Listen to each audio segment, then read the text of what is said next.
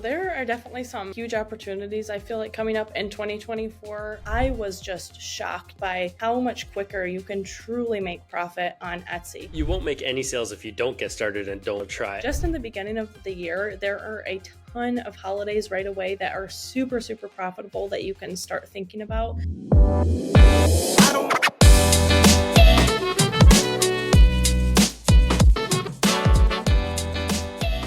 What's up, folks? Jared from Jay's Way, and I'm here again with another episode of Seller Spotlight, where I interview other content creators and sellers in the print-on-demand space based on who you want to see on the show. So make sure you like and comment down below, and leave me a comment or a message on any suggestions you have for who you'd like to see on the show. Today with me, I am so happy to be, it's a privilege really to be able to share screen time again with Hannah Ebeling. How are you, Hannah? We haven't seen each other since, even on screen really, September, Printify. Thanks so much, Jay, for having me. I am so thrilled to be here. It's such a privilege. I love what you're doing on your channel. So I'm really excited to just have this conversation with you and maybe share some helpful tips for other print-on-demand sellers. Awesome. So actually I lied, right? We had a mentoring call, I guess, recently, but other than that, how have things gone for you since Printify, since September? They've been going really well. I've just been having such an amazing time, kind of just seeing my channel grow and just building a little community there. I'm just so thrilled that anyone even would want to watch videos from me. So I'm having a ton of fun, and just the support has been amazing. And I also am loving getting to know some other print-on-demand sellers here. Definitely, you guys know, being either digital creators or doing something online, it can get really lonely to not have other people that are in this with you. So anytime I get the opportunity to talk to someone else in the same space, it's such a privilege. Yeah, I couldn't agree more. You know, networking is one thing, but having a community like that of like-minded people that you can bounce ideas off of, I think is awesome. And it's so underrated, right? Because especially for people getting into the game. Remember when you got into the game, everybody, you were all excited, but you didn't have anyone to talk to. And if you did, they didn't care, or they were like, okay, you can shut up about it now because I don't understand what you're talking about. That's so true. My family, even still to this day, sometimes friends and family, they're like, what exactly do you do? Are you printing stuff in your basement? And I'm like, no, it's not really like that. So it's just fun to have other people to share this with that really get it and they understand what we're trying to do here.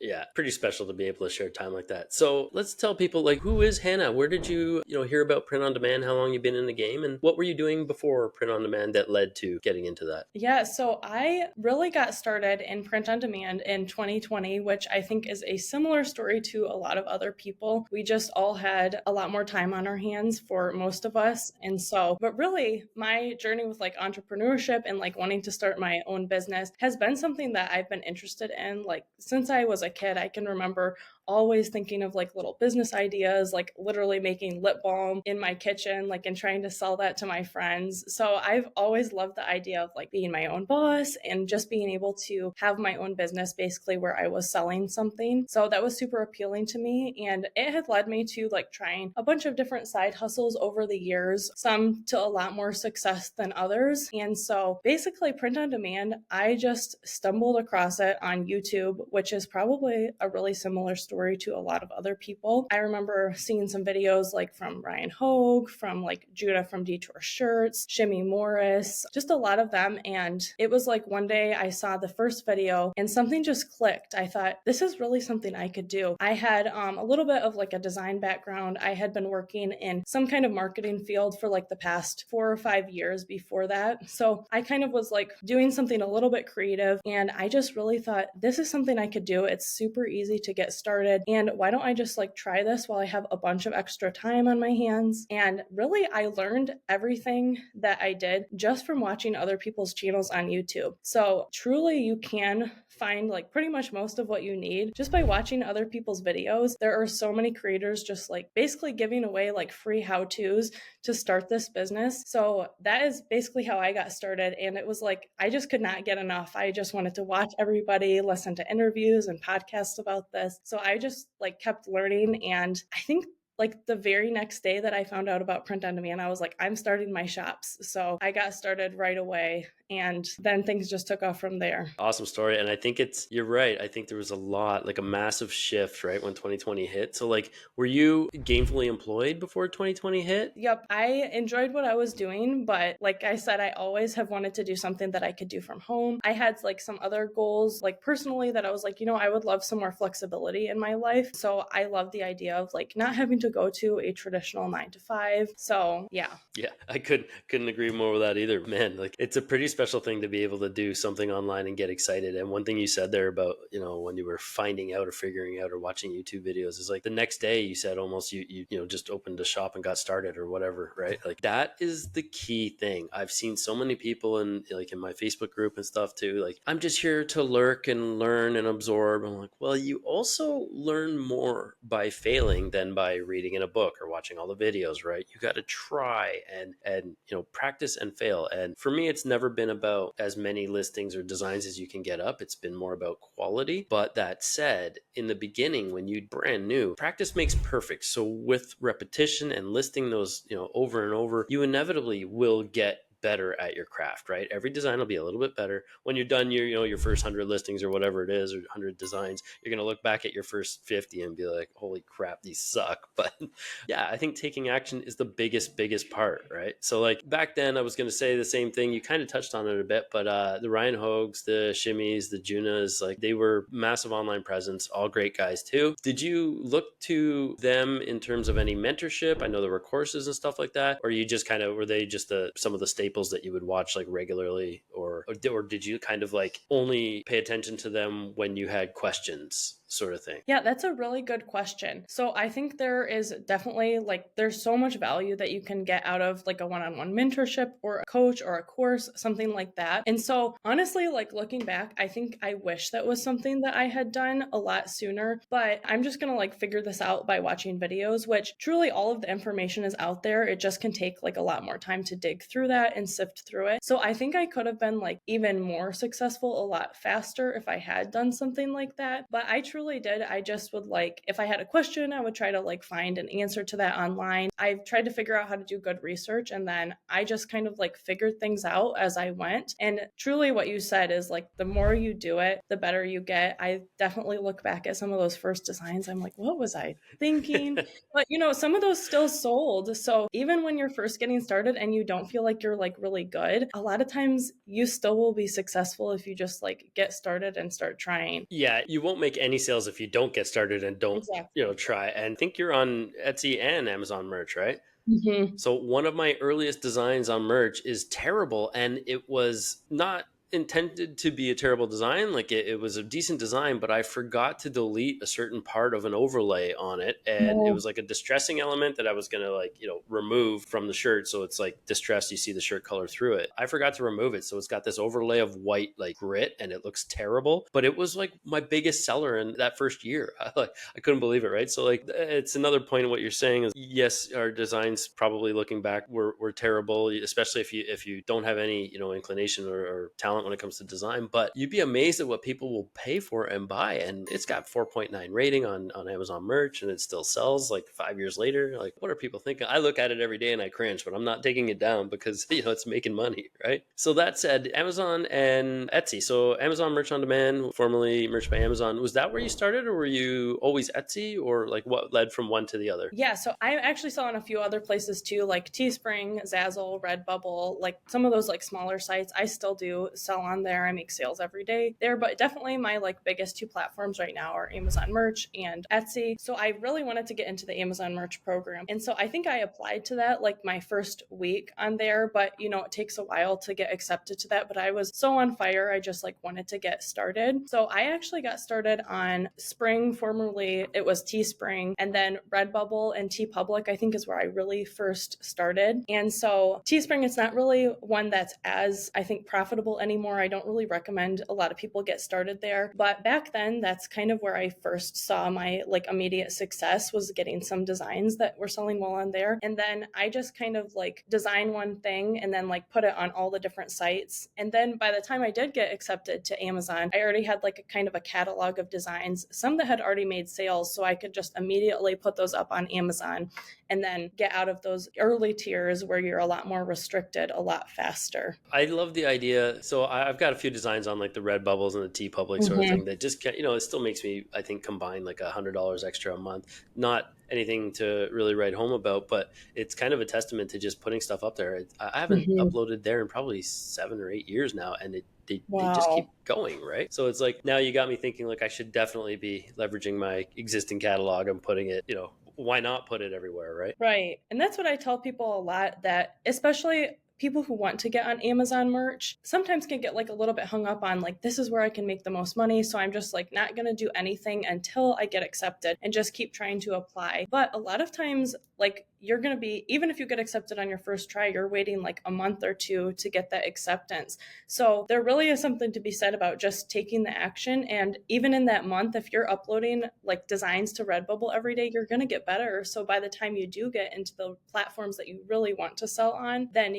hopefully your skills are a little bit better, your research is better. Maybe you've made some sales to validate that those are good designs, and then you can put them on those platforms that are probably going to be a little bit more profitable in the long run. But by being on different places, you're kind of leveraging, like doing the work one time, you're only researching once, you're designing once, and then you could sell that on 5 or 6 places. So potentially make like 5 times the income if that does well. Yeah, that's super smart too. Like practice, you'll figure out what works in terms of, the Mhm. SEO, the titles, the tags, whatever you got to do before you get onto merch. Because if you do figure that out and you happen to get, lucky enough to get accepted into the Merch by Amazon program, it's a game changer. Like it's kind of like, it's a pretty special place to be. So I was fortunate enough to be able to leverage my Etsy designs because I'd been on Etsy for a while by the time I got on merch. But I was on a podcast recently and they asked me, what would you do if you had to start all over from scratch right now, right? And the first thing I said was like, I would apply to Amazon merch and probably Mm-hmm. get, while waiting for that application to get rejected many times before getting accepted, I'd probably then go to Etsy and start uploading there. So I got to ask you the same thing. If you were going to start from scratch right now with zero, let's say you were gainfully employed one day and then, lost your Mm-hmm. job and had to start from scratch, like what would be the first thing you do or first two things you do? I'm going to say something really similar probably to you. Definitely, I would apply to Amazon merch, but I would get myself on Etsy a lot sooner than I did the first time. So that's like one of my print on demand regrets that I share on my channel sometimes, is I was so scared of like linking with a manufacturing partner and selling on Etsy. I really wanted to do everything super passively, which that is one of the amazing things about Amazon merch, is like you can kind of like set it and forget it and it's still going to make you money. And you have to be a lot more active on Etsy. But when I finally like got on there, maybe it might have even been like a year after I had really started print on demand, I was just shocked by like how much quicker you can truly make profit on Etsy. So I think a lot of people that are kind of interested in this print on demand space, it's super appealing to get on the Red Bubbles or the T Publics that are just a lot more passive.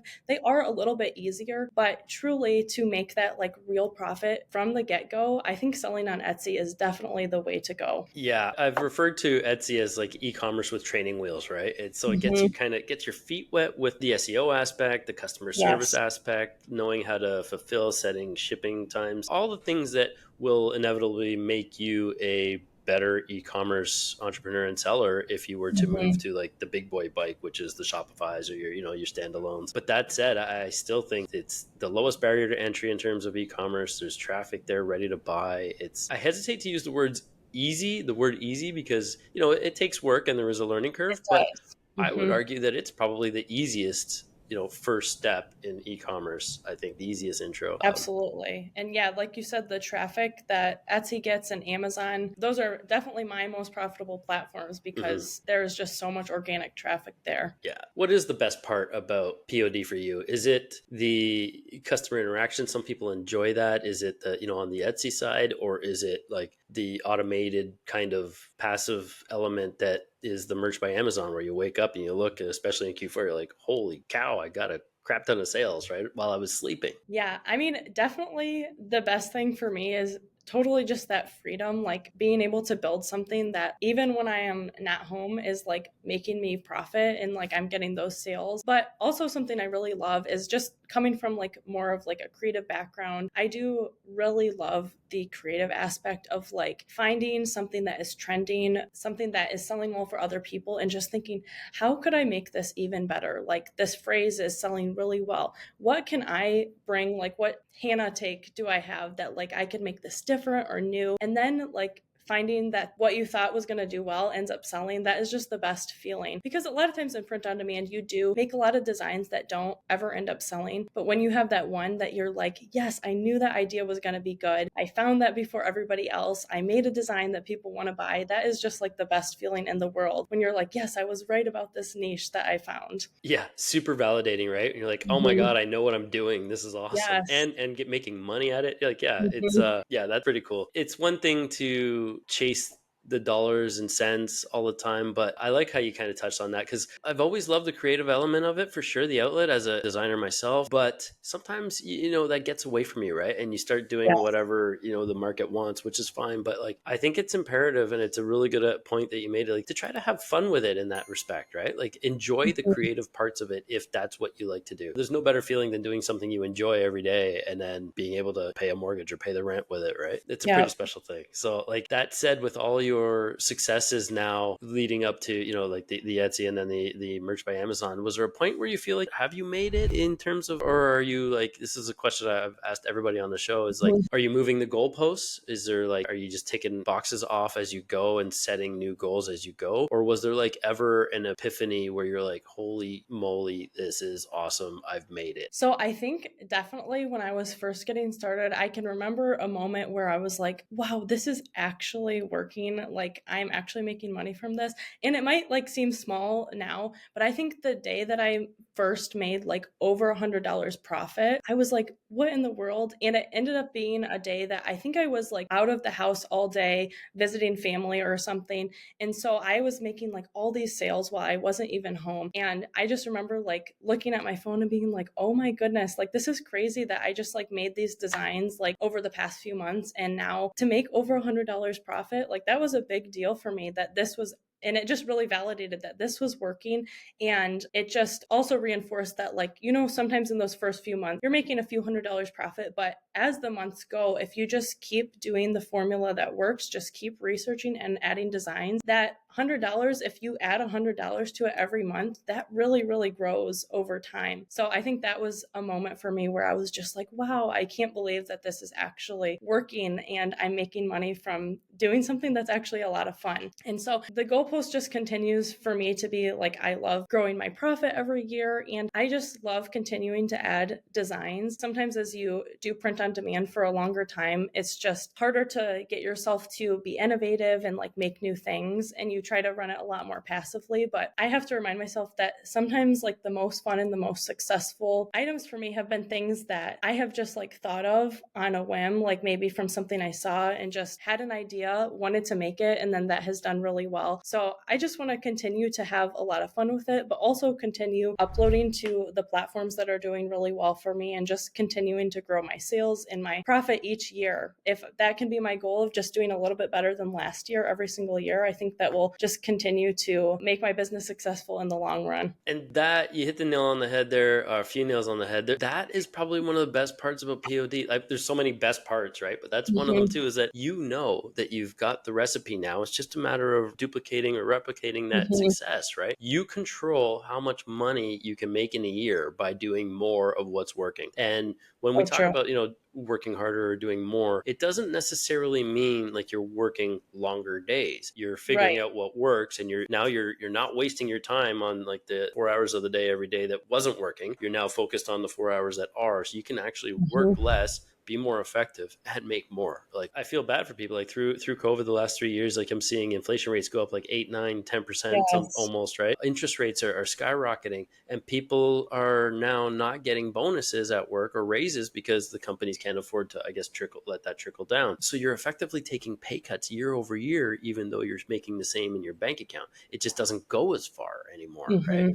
And with POD, like it's easy, truly, to make up those losses that you lose to inflation and interest. Like we're growing my Stacy and myself by more than 10% year over year, right? So it's keeping up with what's going on and having control of that, I think, is a beautiful thing too. You mentioned getting on trends and figuring out what works and stuff like that. Are there any research tools that you use or recommend, or how do you give us like a little bit of insight, if you're okay with that, at how you do your research? Because sometimes you did say that, you come up with bangers on a whim, right? And I think Mm-hmm. that's kind of like the secret sauce, when you can get your headspace to something where you see something like, oh, that would be awesome on a shirt, or that would be awesome like on a pillow, or whatever it is, right? But then there are those times where, the research, it doesn't always come easy. So like, yeah, let us know if you got any tools in your toolbox that might help, or that you use regularly. Yeah. And I think those ideas that kind of come on a whim, that's a lot of times after you've been doing this for a while, you kind of become able to like spot something that maybe is a hole in the market. But I still really heavily rely on tools. And I think that is one of the things that was able to help me have a lot of success early on is I invested in the tool Merch Informer, which probably a lot of you guys are familiar with. That is one that I still use to this day, even though I sell on a lot of other platforms besides just Amazon merch. I just love being able to see what is trending on Amazon. They're still like the biggest e-commerce platform. So if something is doing well on there, it's probably going to be doing well on other sites too. So there are some other research tools that I use, but definitely I still really recommend Merch Informer. It's one I love and has kind of been like tried and true for me. I found a lot of my best-selling designs that way, and it's pretty easy to use. Yeah, I've used it before. I've actually chatted with Neil briefly, and a great guy, and it's a pretty intuitive tool. There's a few tools out there, but I've definitely dabbled. I struggle with using a lot of tools a lot of the time, because sometimes I just go down these rabbit holes and I forget that the tools are there sometimes. Like I could have just had this at my fingertips, you know what I mean? Yeah. By typing Mhm. in like the niche I'm looking at, or a couple long tail keywords or phrases, and then Mhm. coming up with like designs at your fingertips, instead of like keeping track of that one Etsy listing in that one shop and then refreshing it, or on Amazon, Mm. using some plugins, you can get the BSR showing up under the Right. listing. But then every day I'm like refreshing that to see if that thing is going up or down, right, on Mhm. that particular listing. Like the tools just take all the guesswork out, and you can set them to For remember sure. too. So yeah. I was just going to say another tool that I kind of like came up with, kind of a formula that works really well for me too, besides just using tools, is one of the things that I figured out early on is like cross niching and sub niching is a really easy way to find less competition in some niches that are definitely going to be profitable. So by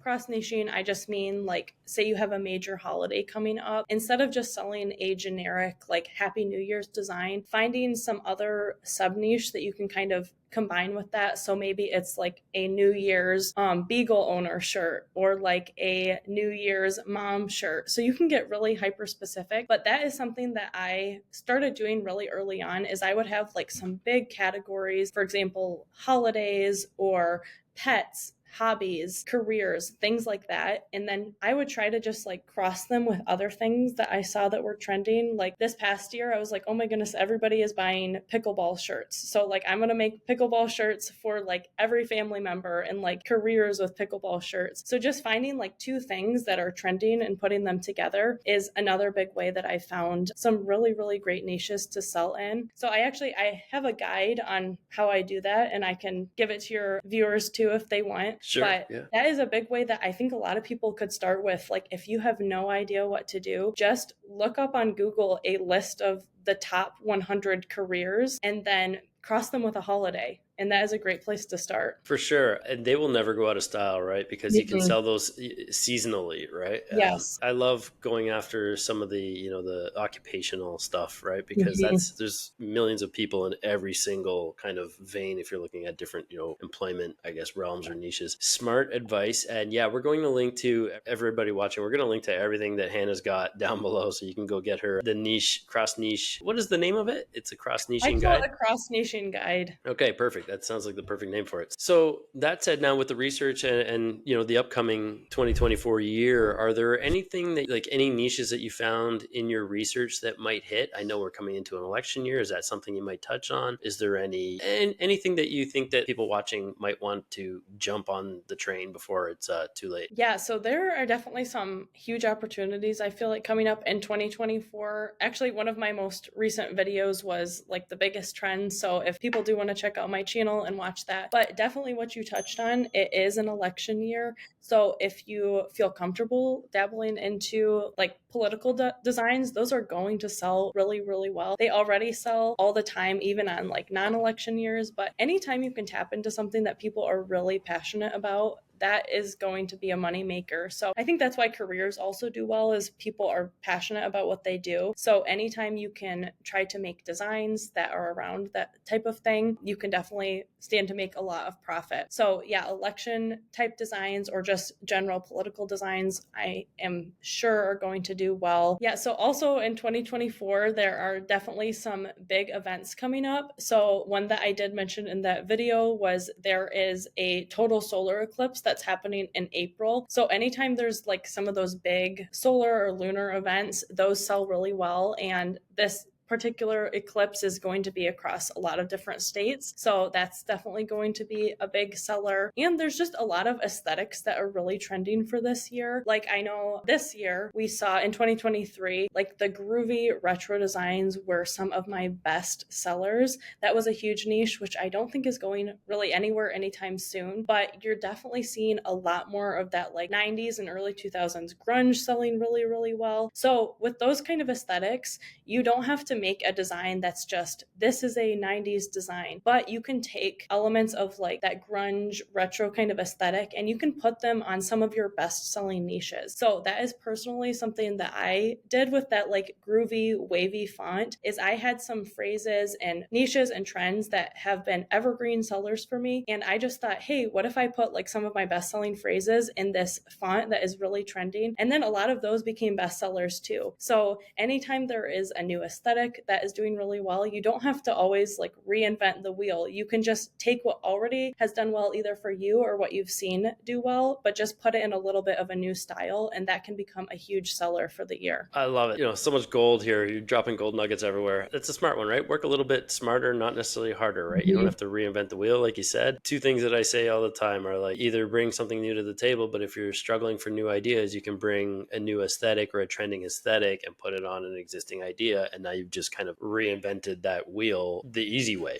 right? Not So like true. from scratch. Yeah. So you mentioned the eclipse, and I wanted to just let people know, like, I didn't think the magnitude of the eclipse was going to be ever as big as it was. But I remember, I think it was like 5 years ago on Merch by Amazon, people were making like $10,000, $20,000 a month on like one or two eclipse designs, right? So do not sleep on this. I guess this crazy following, but it's like it sells more than Sasquatch or the things that people are kind of like really into that nobody can prove or whatever. What's the word I'm looking for? But yeah, that said, you mentioned that the eclipse is going to cross a lot of states. So like, I think that's one of the bigger things too, because it's not just, one or two states, but you can make specific eclipse shirts for those states on the particular dates, Yes. the times where it's at the full, the peak. And those were kind of like, that's sub niching a little bit into what I think people are going to be looking for. But speaking of states and different ones, have you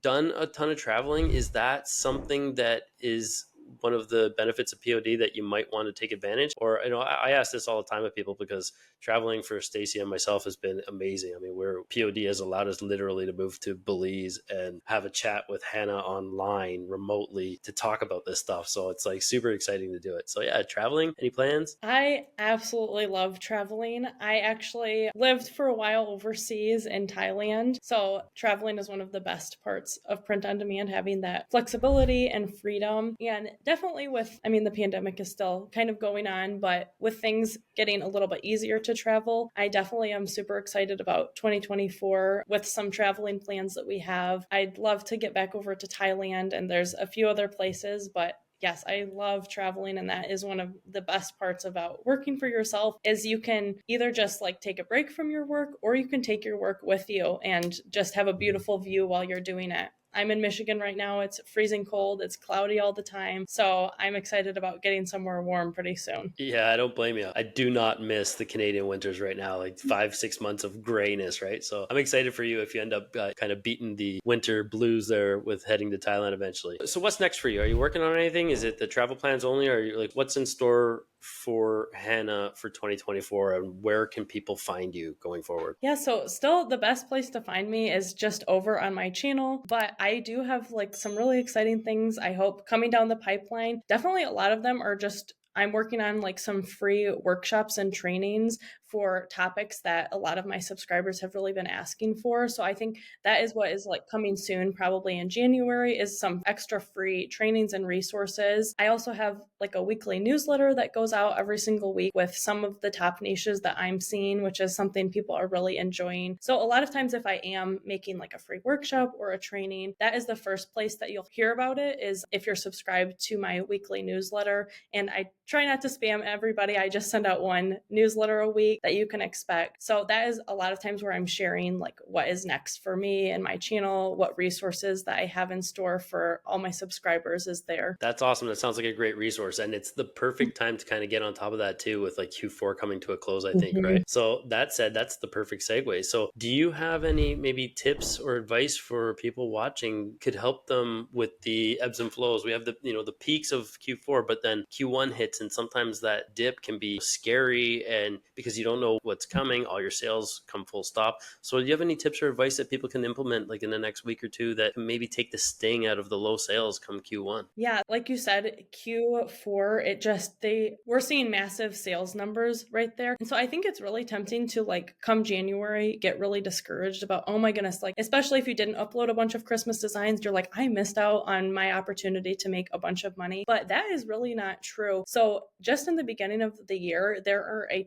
ton of holidays right away that are super, super profitable that you can start thinking about. Like Valentine's Day, I sell a ton of Valentine's Day designs, cross niched with other things, not just generic Valentine's Day, but also like St. Patrick's Day is coming up. And in January, you can even be thinking about Easter too. That's not till April, but I think January, if it maybe is a little bit of a slower sales time, that is where you can really like press into making those designs that are hopefully going to carry you through the rest of the year. So definitely my biggest advice would be just don't stop uploading. Keep working really, really hard to set yourself up for success the rest of the year. It's a really great opportunity to work, and you'll be happy that you either started in December or January getting ready for the year than if you maybe wait till February or March. You'll be way ahead of the game if you can start earlier. For sure. I love it. Thanks so much for sharing all that stuff. And the faster you start, the sooner you start, the sooner you can kind of like get over those speed bumps and, all the Mhm. woes, and get better, like we said from the very beginning, right? At practicing, because practice really does make perfect. And if you can take Hannah's advice here, get on her email train and get that cross niche list. And then hopefully by the time June hits for Father's Day is another big one,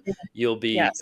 Father's Day with professions and birthdays. Mhm. You can hopefully by midsummer you'll be blowing up and on track to have killer Q4 in 2024. Thank you so much, Hannah. This was awesome. The gold nuggets here are incredible. So I hope you guys are paying attention. Definitely go back and rewatch this and share with people, and go subscribe to Hannah's newsletter and her YouTube channel, and we'll leave all the links and everything down below. Thank you so much, Hannah. This was such a treat. It's really nice to see your face again, smiling and stuff. Like it was great meeting you in Latvia, but I Mhm. wish we could have had more time, right? It was such a fast Yes. thing. So Well, thank you so much for having me. This was such a fun conversation, and I can't wait to have you on my channel sometime soon. awesome. Excited for it. Yeah. Take care.